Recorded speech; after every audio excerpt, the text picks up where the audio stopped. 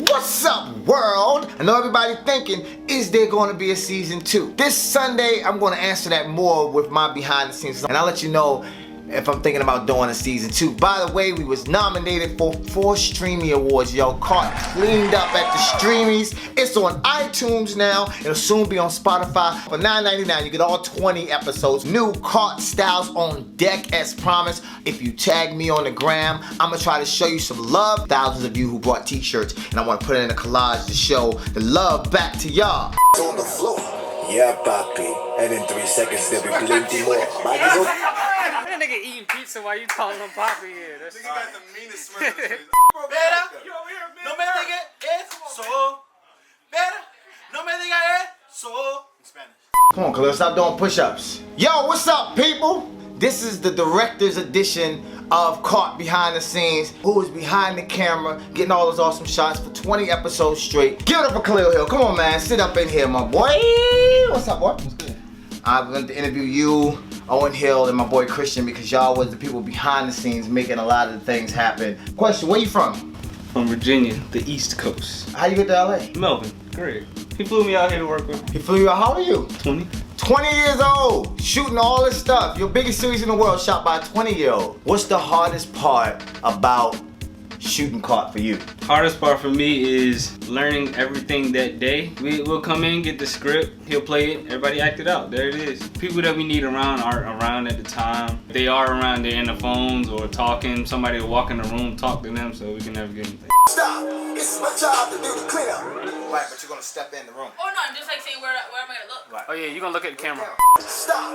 It's my job to do the cleanup. What are you shooting on? Because a lot of people probably want to know what you shoot on. Sony A7S II. What about the lenses? Zeiss, all Zeiss lenses. We're working on a new series, Animals, and he's going to be the cinematographer behind that also.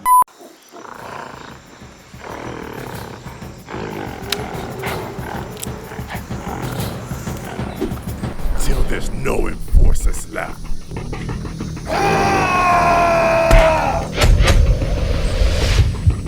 Looks like I'm just on time. What are your favorite 5 movies? I always liked Baby's Kids when I was little. You was like 2. What you I know, doing? but I can always watch it because I can see myself. And then my name, Yeah, Khilil, is in Baby's Kids, so I that's always true. like Baby's Kids. I like Next Friday More than regular Friday? definitely. Oh, Apocalypto, for sure. I never saw it. Is Heat? Heat, love it. 3 is good. We'll stop at 3. Who are some of your favorite directors that inspire you to shoot? Definitely Spike Lee. I like how he is with this. Like, he keeps it in the black culture. So where can they find you at? Instagram, I don't really use social media a lot like that. I rather stay to myself. So we're gonna put his Instagram over his chest, slide in his DMs, ask him questions about it. 20-year-old, young, creative, talented cinematographer here that's been shooting your whole series Caught. Thank you, my brother, and I appreciate you. I've been working with DeStorm for like 5 or 6 years. Every time he hits me up, like, I can't say no. You know, that's DeStorm, the god. I was super excited, just only because I know that DeStorm, he's always doing like super creative, innovative stuff. The first thing that we ever did was the Watch Me contest. He had a bunch of people rap to one of my beats. The winner of that contest was flown out to LA to hang out with DeStorm and I think go to the American Music Awards. That was probably the start of it, and we've just been making like super dope creative stuff ever since. Easy. Alright, Come on. alright, let's get it. You ready? Yeah, how'd you get in the closet? Fuck that. Who killed my brother? Somebody gonna pay. Looks like the game's on here. Alright. In the closet. Yeah, how'd you get in the closet? Fuck that. Who killed my brother? Somebody gonna pay. Looks like the game's on. DeStorm and I, we worked on a ton of videos between 2011 and now. From the Finally Free song with Talib Kweli. Yeah, that's just my life right now. Yo, I got a heart of steel, never penetrate. Came from the real, only been afraid once when I put my mom's in the grave. Holding on to Psalm, she would pray. There's definitely that feeling of satisfaction that I get when I see the final product. Am I surprised by it when I see it? I'll say no, only because I know DeStorm is super creative and he's been doing this stuff for like a long time. This is modern warfare, so prepare for some black ops. That escort airdrop is feeling good back, yeah. It takes me about 1 or 2 times. I'll send him some ideas, we'll bounce ideas back and forth. He'll send me some voice memos and some feedback and then shoot it off to him and he'll give me the green light and that'll be it for that episode. No, baby.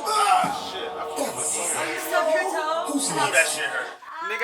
Wait, what you wanna do that? Whoa, but let me explain it. So my nigga got whoa, sitting in his room. So this is the foundation of the beat. You guys all recognize this. DeStorm and I discussed that it's really important to keep it real eerie feeling. So that's what I did with this part. Sort of trappish kind of drums to keep it a little bit hip hop. Basic 808s, a kick, hi-hat, snare. But one thing that was really important that we had discussed was that it's really important to kind of leave the track open and leave some room for the storytelling aspect of the series. Next, there's the synth bass that's under there. So there are slight variations to the series. You guys probably noticed that we had done. So if you listen back to the episode with the Jamaicans and even some of the ones after that, you'll hear these snare rolls in there.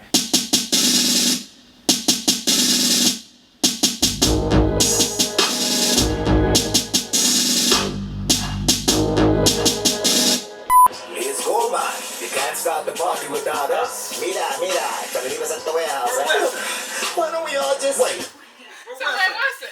I told you last. Pretty much the same way I get involved in everything that has to do with Storm is that he texts me and he says, hey, I got some new shit for you to mix, and then it goes from there. And honestly, I wasn't surprised. He's a dude who has always found his own lane and worked outside the box creatively, and so when he was like, I'm doing a hip-hop musical, I was like, yeah, sure you are, of course you are, why wouldn't you? You're gonna kill it. I first connected with DeStorm in 2010. I submitted to a producer beat contest that he had on his YouTube channel. I worked with him on his record Be Careful and then his mixtape King Kong. On Be Careful, I produced 5 of the tunes on it. Sang as a feature on one of them, which was fun.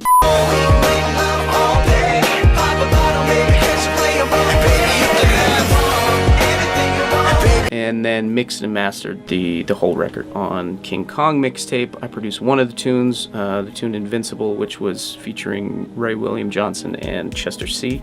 Yo, these drinks and these girls in the party. Fuck a combo, all you wanna see is sweaty bodies. One particular night you barely made it to the lobby. And then, like with Be Careful, I also mixed and mastered the whole record. He can rely on me to quickly get things done because I know what he wants, and he can trust that I am gonna give him what he wants out of a mix.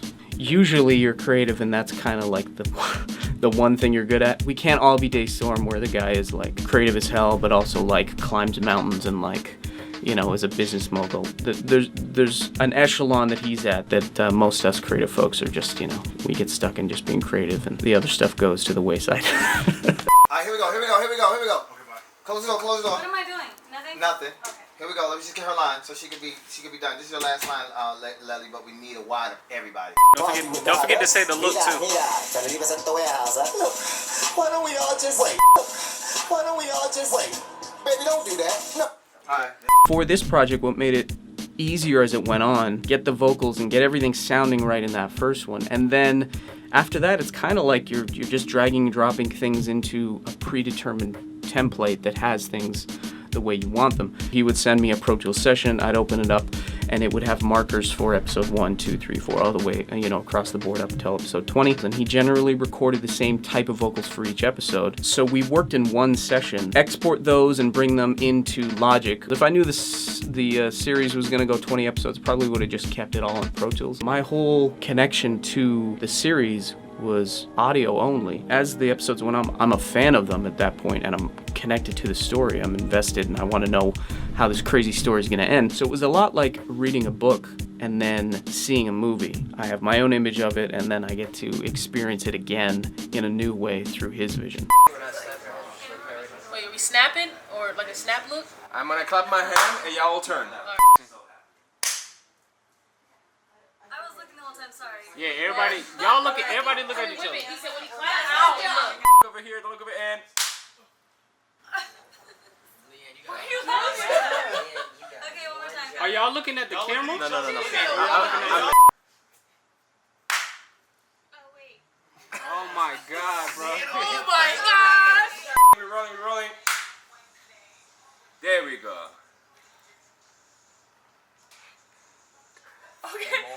Whatever amount of work you think he does triple that amount of work that you'll never see. That are songs that won't even get released just because he has this creativity in him and he doesn't turn down creativity. I feel like I'm like that too. I feel like this vibe right now. I'm gonna go with it. Maybe it'll be something, maybe it won't, but at least I did it. Constantly keeping your creative brain going and not putting yourself in a box, and that's inspiring, and I think him doing a musical is just another example of him creating his own lane and just doing what he thinks is gonna be cool, and it's fun to work with people who think that way. I hope there's a season 2. If there is, I hope I'm involved in it. Why wouldn't I want to be involved in this worldwide smash hit? Make sure y'all come back Sunday where I discuss all that I've been through and even the season 2.